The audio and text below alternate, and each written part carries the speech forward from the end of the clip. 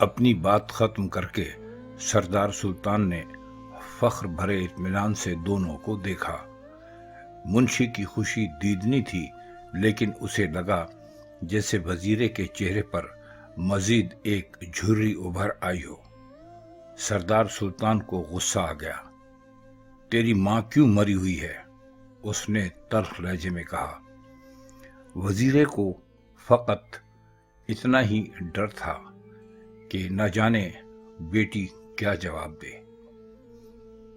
اس نے اس کا اظہار سردار سلطان کے سامنے کر دیا۔ وہ جی، مجھے پتہ نہیں سچ کیا ہے، پر کہتے ہیں وہ نور تیری سے شادی کرنا چاہتی ہے۔ اس نے بات میں مزید وزن پیدا کیا۔ ٹھیک ہے جی، وہ ہماری برادری کا نہیں، پر ہے تو اس کا ہانی۔ اور سردار سلطان نے تلخی سے بات کاٹی اور اپنی کرسی پر پھیل کر بیٹھا۔ مطلب کیا ہے اس بکواس کا؟ تو منع کر رہا ہے؟ وزیر نے 2 دفعہ کانوں کو ہاتھ لگایا اور 1 دفعہ ناک کو۔ توبہ کریں جی، میری اتنی جرت ہو سکتی ہے بھلا؟ جوان خون ہے سائیں، کہیں انکار نہ کر دے۔ وزیر نے مزید بک بک سے بچنے کے لیے سارا ملبہ لالاں پر ڈالنا مناسب سمجھا۔ سردار سلطان غصے میں آنے کی بجائے ہنسا اور منشی کو مخاطب کر کے بولا، سنا تو نے؟ جوان خون ہے، اب بھی سوچ رے اوترے۔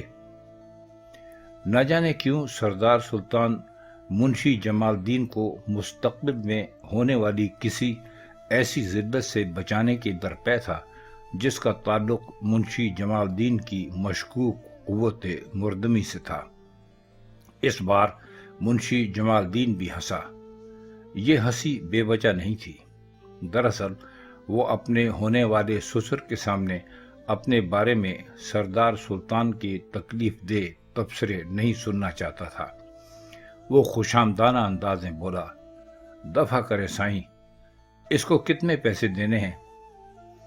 پیسوں کا ذکر سنتے ہی وزیرے کے ذہن سے لالا کے حوالے سے پیدا شدہ سارے خدشات یوں دھل گئے جیسے راستے کی دھول سے اٹے پیڑوں کے پتے برسات کے پہلے ہی شراٹے سے دھل کر اجڑے ہو جاتے ہیں۔ اس نے ہونٹوں پر زبان پھیری اور منتظر نگاہوں سے سردار سلطان کو دیکھنے لگا۔ اس کے ذہن میں مختلف اعداد گونجے، 2000، 5000، 10,000، 20,000۔ لیکن سردار سلطان پھر کسی سوچ میں پڑ گیا۔ پھر اس نے رقم کا اعلان کرتے ہوئے فیصلے میں لپٹا ہوا مشورہ وزیر سے مانگا۔ 10,000 ٹھیک ہیں بھائی؟ وزیرہ جانتا تھا کہ اس کے پاس نہ کہنے کی گنجائش نہیں تھی، لہذا وہ ہاتھ جوڑ کر بولا، بالکل ٹھیک ہے سائیں۔ سردار سلطان مسکرایا اور اس نے منشی کو فقط دیکھا۔ منشی نے شلوکے کی جیب سے 100 والے نوٹ نکالے۔ وہ جب کسی پر دولت کا روب جمانا چاہتا تھا تو رقم کتنی ہی ہو چھوٹے نوٹوں کی شکل میں ادائیگی کرتا تھا۔ جب تک منشی نوٹ گنتا رہا، وزیرہ اسے اس بچے کی طرح دیکھتا رہا جس کے ہم عمر ساتھی کسی دکان سے ٹافیاں خرید رہے ہوں اور وہ پیسے نہ ہونے کی وجہ سے ایسا نہ کر سکے۔ منشی نے آخری بار اپنی انگلی کو آدھی زبان کے تھوک سے لتھیڑا اور آخری نوٹ گن کر گڈی وزیرے کے ہاتھ میں دینے سے پہلے اس کے چہرے کے آگے یوں لہرائی جیسے اسے ان نوٹوں کی ہوا دے رہا ہو۔ اس نے نوٹ وزیرے کو دیے۔ اب دفع ہو جا اور تیاریاں کر، جمعرات یاد رکھنا۔ سردار سلطان نے آخری حکم صادر کیا۔ وزیر نے بہت دنوں بعد اتنے سارے نوٹ اکٹھے دیکھے تھے اور اب یہ تھے بھی اس کے، لہذا اسے بولنے کا یارہ ہی نہ تھا۔ وہ فقط اسبات میں سر ہلا کر فوراً ہی وہاں سے چلا گیا۔ سردار سلطان قہقہا مار کر ہنسا۔ मुंशी, मैं शर्त लगाता हूं इतनी रकम इकट्ठी इसके बाप ने भी कभी नहीं देखी होगी, है ना? मुंशी जमालदीन मुस्कुराया। हाँ जी, लगता तो ऐसे ही था। सरदार सुल्तान अब बहुत मुतमईन दिखाई दे रहा था। फिर उसने चंद लम्हों को आंखें बंद की, मुंशी को एक शैतानी मुस्कुराहट के साथ देखा और बोला, ओए, जसूसी करवाई है उस गश्ती की? मुंशी लम्हा भर को बात नहीं समझा। एक बार फिर उसके कान गर्म हुए, लेकिन मुंह का जायका खराब नहीं हुआ। वैसे ही लोग बकवास करते हैं जी, मैंने पता करवाया है, हंस बोल लेती हर एक के साथ, और कोई बात नहीं मेरे ख्याल में। सरदार सुल्तान अपनी जगह से उठा और मुंशी जमालदीन के शाने पर हाथ रखकर बोला, याद रख मुंशी, तेरी जिद पर करवा रहा हूं तेरा ब्याह उसके साथ। मेरे पास पक्की रिपोर्ट है उसके बारे में। कल अगर मैंने कोई ऐसी वैसी बात सुनी तो फिर बग्गे मिरासी से तेरी शलवार उतरवा दूंगा चौक में। मुंशी ने इस बार फकत दांत निकाले, क्योंकि इस बारे में बहस करनी यूं भी बेकार थी कि एक मर्तबा सरदार सुल्तान न सिर्फ ये सलूक कर चुका था उसके साथ, बल्कि उसके नंगे चूतड़ों पर 10 जूते भी लगवा चुका था। उसने हाथ जोड़े, फिक्र ही न करे साईं। सरदार सुल्तान को दरअसल फिक्र ये थी कि मुंशी उसका अपना आदमी था और वो नहीं चाहता था कि कल जब मुंशी की बीवी किसी भी वजह से किसी भी कहानी का उन्वान बने तो हवाले के तौर पर लोग सरदार सुल्तान का भी नाम लें। लाला की शोहरत और मुंशी की उम्र दोनों ही की तरफ से उसे धड़का लगा हुआ था। वो जानता था कि मुंशी बहुत दिनों से तजर्रुद की जिंदगी जी रहा था और औरत उसकी जरूरत थी। उसे मुंशी के कभी कभी मुकदमात की वजह से शहर जाने और वहां रात गुजारने की सूरत में मुंह काला करने की इत्तलात भी उसके आदमी पहुंचा चुके थे। वो चाहता था कि मुंशी सादिक ड्राइवर की बेवा से शादी कर ले। सादिक ड्राइवर को 2 साल पहले सरदार सुल्तान के दुश्मनों ने इस धोखे में कत्ल कर दिया था कि उसके साथ जीप में सरदार सुल्तान भी मौजूद था। सादिक ड्राइवर की बेवा 40 के फेर में थी और 2 बच्चों की मां भी, और सरदार सुल्तान के अपने अंदाजे के मुताबिक वो मुंशी से मायूसी की सूरत में भी किसी बदमाशी की मुतहम्मिल नहीं हो सकती थी। उसने मुस्कुराकर मुंशी को देखा। ठीक है, मैं जा रहा हूं, ये रकम लिख लेना। मुंशी जमालदीन लिख लेने का मतलब समझता था। सरदार सुल्तान जब किसी को बख्शिश दिया करता था ऐसे ही कहा करता था। इस लिख लेने से उसकी मुराद ये हुआ करती थी कि कल कला जब मेरा तुझसे कोई काम पड़ जाए तो इनकार करने से पहले इस रकम के बारे में जरूर सोच लेना। मुंशी मुस्कुराया और उसने दिल ही दिल में सरदार सुल्तान को बहन की एक फुहश गाली दी। वो जब कभी तन्हाई में अपने और सरदार सुल्तान के ताल्लुकात के बारे में सोचता तो जो पहला लफ्ज उसके जहन में आता वो कुत्ती का बच्चा हुआ करता था। वो माहिर नफ्सियात नहीं था कि शऊर और लाशऊर के झगड़ों में पड़ता या सरदार सुल्तान से अपने ताल्लुकात का बारीक बीनी से तज्जिया करता। उसे बिल्कुल भी पता नहीं था कि वो लाशऊरी तौर पर सरदार सुल्तान से किस कदर नफरत करता था। सरदार सुल्तान की बहुत सी शख्सियतों को कभी कभी सोचकर वो हैरान रह जाता। सरदार सुल्तान का अपने मुलाजमों से सलूक कुछ और था तो अपने अहले खाना से कुछ और। सरकारी अफसरों से भी वो हस्बे मरातब मिला करता था। इलाके का थानेदार उसकी रखेल की तरह था तो एसएसपी की रखेल वो खुद था, और कमिश्नर और डिप्टी कमिश्नर के सामने तो वो बिल्कुल ही बिछ जाया करता था। एक बार एक कमिश्नर साहब को इलाके के दौरे में पखीवासों की एक नीम पोख्त लड़की पसंद आ गई थी। गो कमिश्नर ने मुंह से कुछ भी नहीं कहा था, लेकिन सरदार सुल्तान ने मुंदरी और ताने से وہ لڑکی اسی رات اٹھوا کر حویلی کے مہمان خانے میں پہنچوا دی تھی کہ کمشنر وہیں ٹھہرا ہوا تھا۔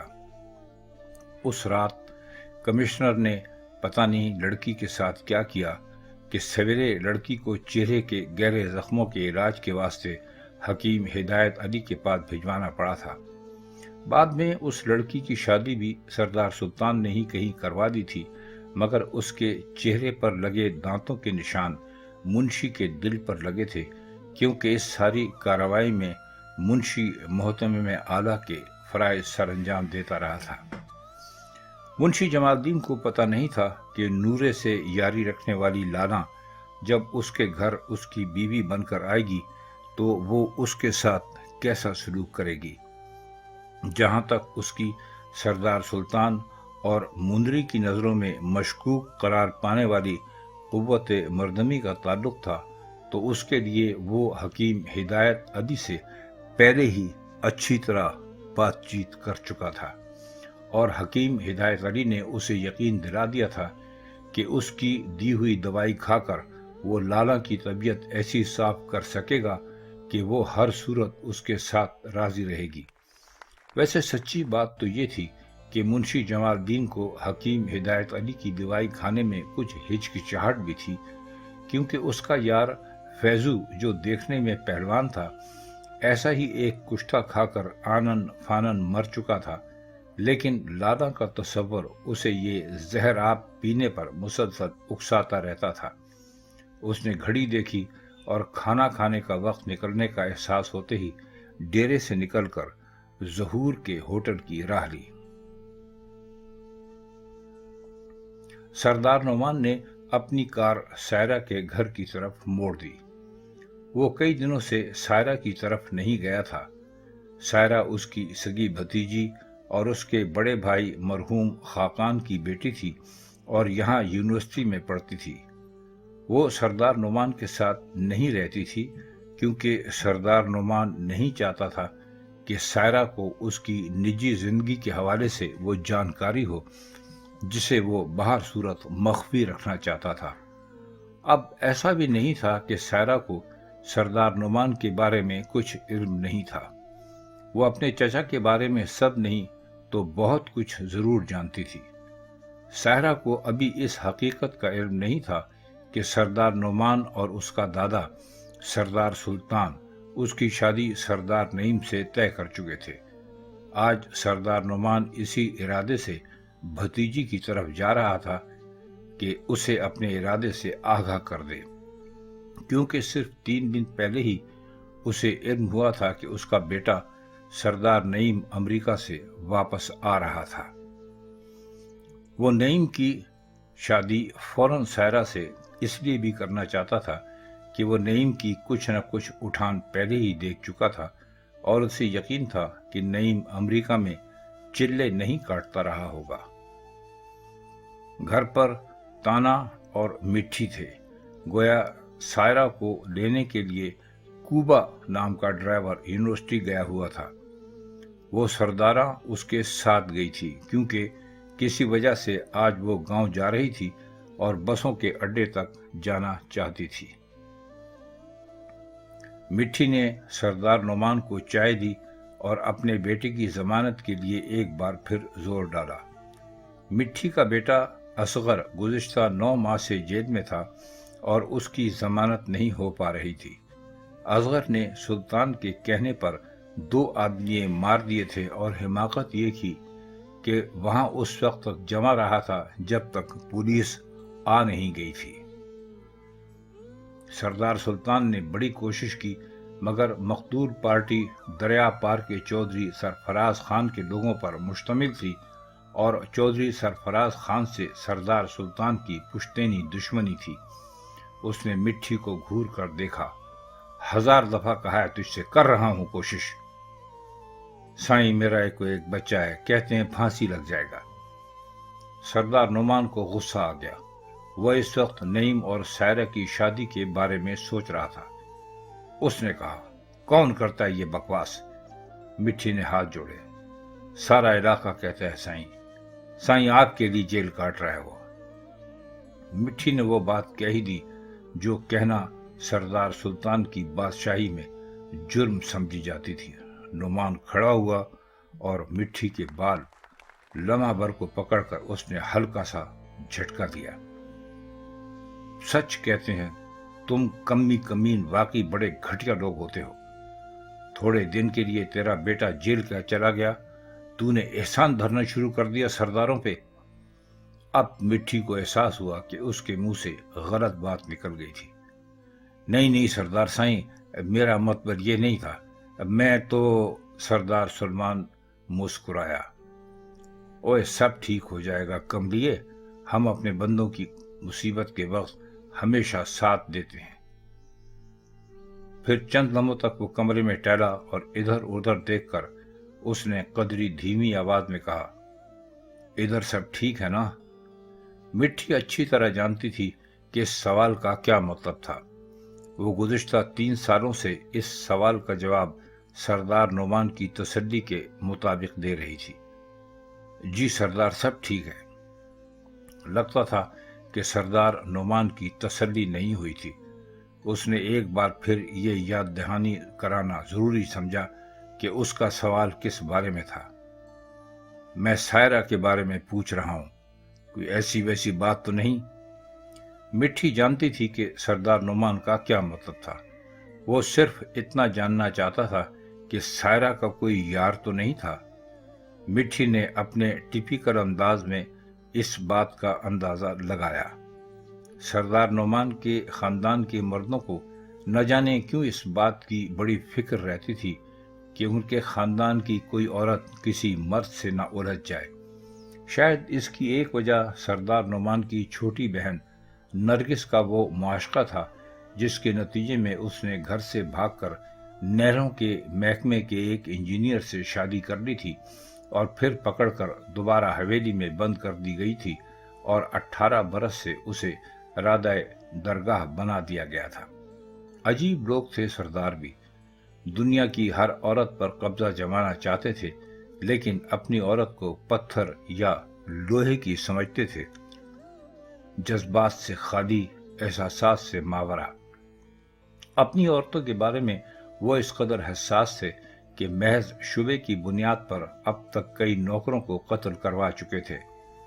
सरदार नोमान ने मिट्टी को देखा। मिट्टी ने नफी में सर हिलाया। नहीं जी, सब ठीक ही है।